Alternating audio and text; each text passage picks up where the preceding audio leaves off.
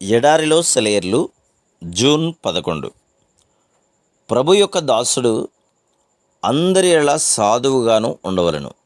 2 Timothy 2 24 నుండి 26 వచనాలు.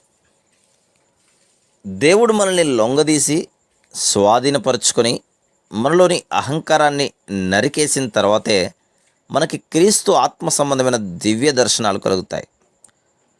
అప్పుడు మనం ఇంతకుముందు ఎన్నడూ లేనంత సాధువులుగా మారి ఈ నరకప్రాయమైన లోకములో సాత్వికాన్ని వెదజల్లుతాం. ఆత్మ సంబంధమైన దీన మనసు తనంతట తానే మన మనసుల్లో నాటుకోదు. మనం తగ్గింపు స్వభావం అంటే ఏమిటో అర్థం చేసుకొని మన ప్రవర్తనలో నమ్రతను అలంకరించుకొని మన తలపుల్లో దానిని జాగ్రత్తగా పోషించుకుంటూ వస్తే గాని సాత్వికం మన అంతరంగంలో నిలకడగా ఉండదు. వినయపూరితమైన ప్రతి లక్షణాన్ని మొదట మనం గట్టిగా చేపట్టాలి. ఆ పైన ప్రార్థనాపూర్వకంగా దాన్ని అలవాటు చేసుకోవడానికి పట్టుదల కలిగి ఉండాలి. ఇలాంటి నమ్రత అలవడానికి దారితీసే శ్రమలను చాలామంది ఇష్టపడరు. మనకి సాత్వికం రావాలంటే ముందుగా మనం చనిపోవాలి.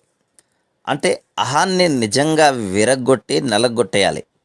అది హృదయాన్ని పిండేసి మనసుని ఆక్రమించుకుంటుంది.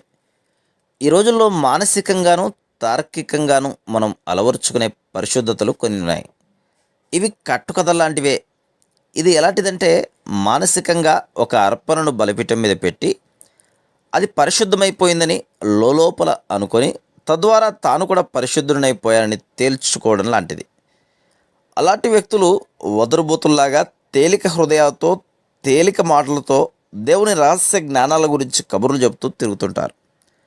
కానీ హృదయానికి చుట్టుకున్న సహజమైన తాళ్ళు ఇంకా తెగలేదు. ఆదాము స్వభావం ఇంకా చూర్ణం కాలేదు. మనసులో గెత్సెమనే మూలుగులు ప్రతిధ్వనించలేదు. కలువరలోని నిజమైన మరణపు చిహ్నాలు ముద్రించబడలేదు. అలాంటి వారిలో తెరిచిన సమాధిలో నుండి హాయిగా మెల్లగా చల్లగా మృదువుగా విజయవంతంగా తీయగా నలుదెసలా వ్యాపిస్తూ తేలి వస్తున్న జీవం ఉండదు. Praise the lord.